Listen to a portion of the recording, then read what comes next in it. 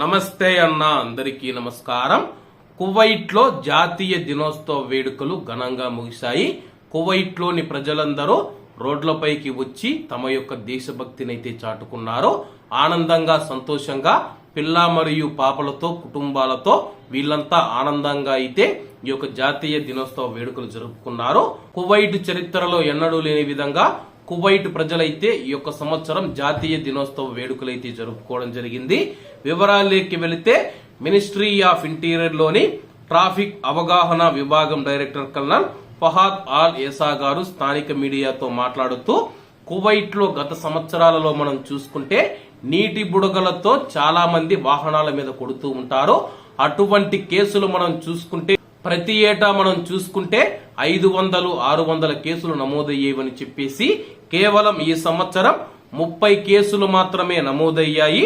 30 నివేదికలు ఫిర్యాదులు మాకు అందాయని చెప్పి ఆయన వెల్లడించారు. గత సంవత్సరాలతో పోలిస్తే దాదాపు 98% ఈ కేసులు తగ్గినట్లు ఆయన వెల్లడించారు. అలాగే నేషనల్ డే మరియు లిబరేషన్ డే రోజు కువైట్ దేశవ్యాప్తంగా తనిఖీలు నిర్వహించామని చెప్పి ఈ యొక్క తనిఖీలలో 4000 ట్రాఫిక్ ఉల్లంఘనలు జారీ చేశామని చెప్పేసి కువైట్ లో ఉన్న కువైటీ పౌరులు మరియు ప్రవాసులందరూ మంత్రిత్వ శాఖ జారీ చేసిన సూచనలు మరియు మార్గదర్శకాలకు కట్టుబడి ఉండాలని చెప్పి ఆయన వెల్లడించారు. ఏది ఏమైనా సరే గత సంవత్సరంలా కాకుండా ఈ సంవత్సరం కువైటీ ప్రజలు క్రమశిక్షణతో అయితే ఈ యొక్క వేడుకలు చేసుకున్నారు. కాబట్టి అందరూ బాగుండాలి, ఎందులో మనం ఉండాలి. అందరికీ నమస్తే అన్న, జై హింద్.